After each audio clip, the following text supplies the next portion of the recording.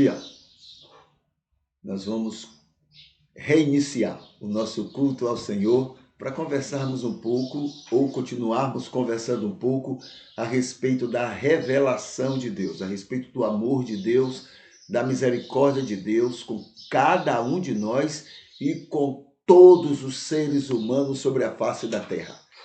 Então, conhecermos um pouco mais disso, porque quanto mais conhecemos, mais desfrutamos desse amor e mais somos estimulados a viver esse amor em relação ao próprio Deus, em relação a outras pessoas e em relação a nós mesmos, né? Então, aqui no momento primeiro do nosso culto, a gente tem conversado sobre o Sermão do Monte. E já vimos, e estamos no terceiro momento, né, do Sermão do Monte. Primeiro conversamos sobre bem-aventuranças, depois conversamos sobre sermos luz e sal, e agora nós estamos conversando sobre a relação Jesus, a lei e nós. Né? E nós. Por que que a gente já conversou sobre isso? Por que Moisés não? Por que Mateus está colocando nessa sequência a ideia dele, né? Presume-se, porque todo o texto está interligado. Não são temas separados, estão interligados esses temas. Então, a ideia é que somos salvos, por isso somos bem-aventurados, porque somos bem-aventurados, nós somos luz e sal do mundo, e, apesar de tudo, com tudo isso, nós somos pecadores indignos, ou seja, não cumprimos por nós mesmos, não cumprimos a lei ou o ensino do Antigo Testamento, mas, por outro lado, Jesus cumpriu. E Jesus cumprindo, nós cumprimos, porque, como ensina a Bíblia, nós somos batizados em Jesus, estamos em Jesus, e o que ele viveu, nós automaticamente vivemos também.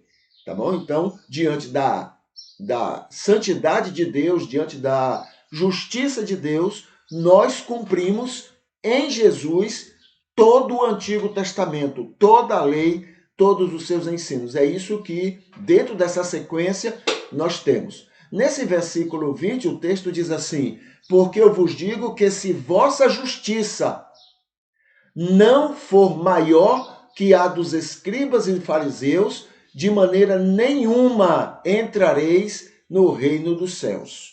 Então, hoje a gente destaca o seguinte: primeiro, isso que eu acabei de mencionar, né, de que somos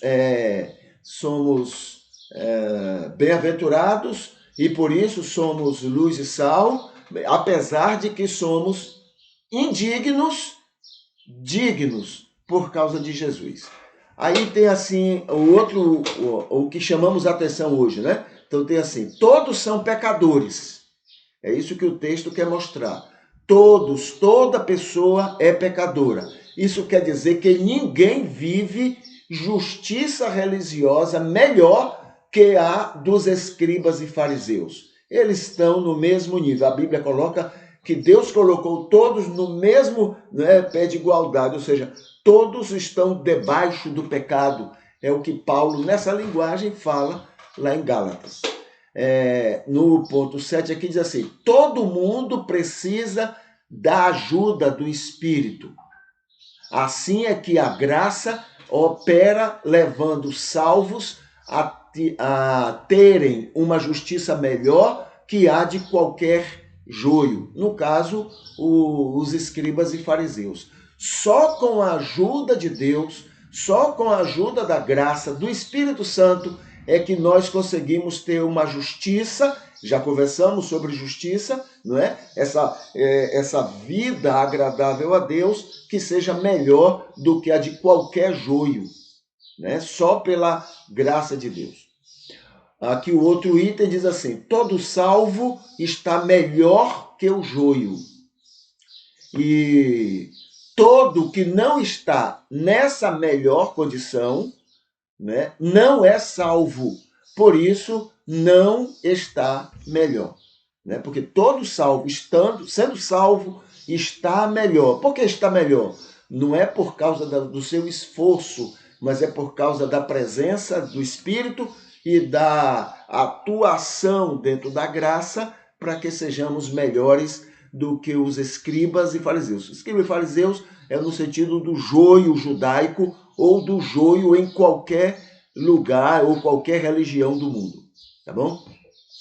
9. A situação do joio deve ser considerada com seus extremos. Ou muito dedicado, o joio tem isso. O joio nunca é meio termo, nunca tem bom senso. O joio ou está no extremo ou está no outro extremo. Ou ele é muito dedicado em sua religiosidade ou muito pouco dedicado a isso. Ele sempre está num extremo ou outro. Ou ele é um fariseuzão ou ele é um fariseuzinho, né? Está sempre nos extremos. Nos dois casos, está sempre pronto a julgar e condenar a religiosidade dos outros. Tá? Ele se alimenta disso, né? Ele precisa disso para manter-se, né, na condição que está. Né? Muito bem, diante disso tudo, então agora vamos lá para os nossos motivos de oração para hoje. Então, primeiro, os que estão sempre cultuando conosco, e aí nós temos gente de manhã, temos gente à tarde, temos gente à noite, temos gente até de madrugada, como já recebemos recados. Então, essas pessoas, né, nós lembramos e Deus conhece cada uma e a gente ora ao Senhor por essas pessoas. Os adoradores que estão enfermos e em dificuldades. A gente também coloca, né, já está na mão de Deus, mas numa expressão de oração a gente coloca para que o Senhor possa abençoá-los, dar a eles orientação, dar a eles luz para que possam enfrentar suas dificuldades e possam passar por seus problemas de maneira edificante para eles e os outros.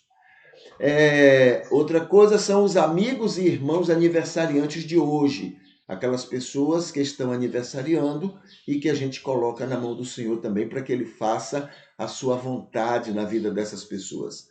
Que Deus nos livre de toda prepotência. Nós somos altamente prepotentes.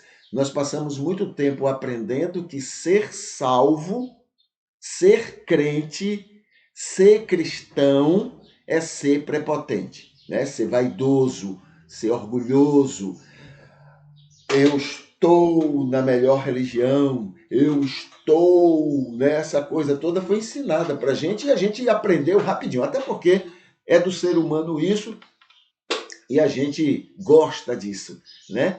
Então, essa prepotência, que o Senhor nos livre desta prepotência, pelo menos o máximo possível, já que como humanos a gente gosta de segurar algumas coisinhas, mesmo que sejam contrárias a Deus. Que o mundo sofra menos com cristãos joio. O cristão trigo sofre, mas o mundo sofre mais, muito mais. Né? O cristão joio, ele é uma praga, ele é maléfico, ele é um câncer.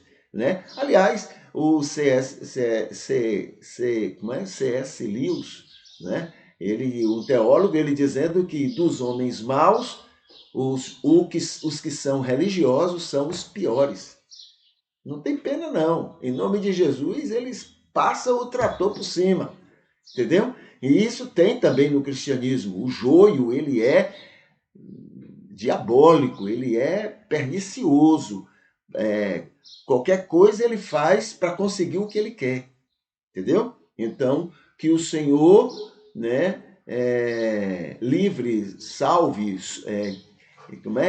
liberte o mundo de sofrer com o cristão joio.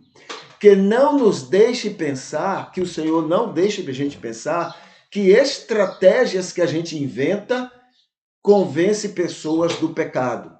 Então, que essas estratégias que a gente inventa nas igrejas, né?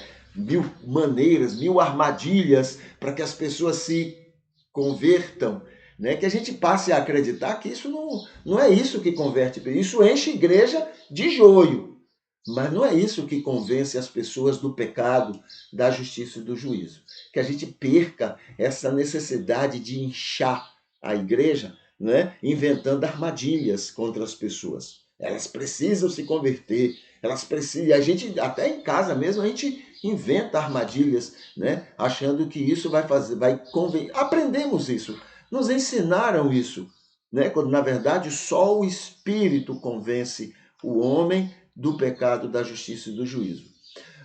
Que também não nos deixe pensar que só nosso culto é agradável a Deus, né? A gente inventa um Deus humano, um Deus cheio de manias, como a gente inventa e fica acreditando que só o nosso culto é que agrada a Ele. Que Ele nos livre disso, né? Essa maldade, essa coisa humana, perversa, infantil que a gente tem, tá? Também eu lembro aqui a minha lista de oração, né? Que a gente ora, pessoas, muita gente que tem as iniciais W, X, Y e Z. Então, encerrando a semana, com essas letras, a gente ora ao Senhor por eles, para que o Senhor possa continuar abençoando. E que Ele faça só o que planejou para o nosso bem. Só isso, não precisa mais nada. Não precisa atender nada do que a gente pede. Tudo que Ele planejou, que Ele faça acontecer. Porque é para o nosso bem, né? É o melhor. A gente não sabe o que é melhor para a gente. Tá bom?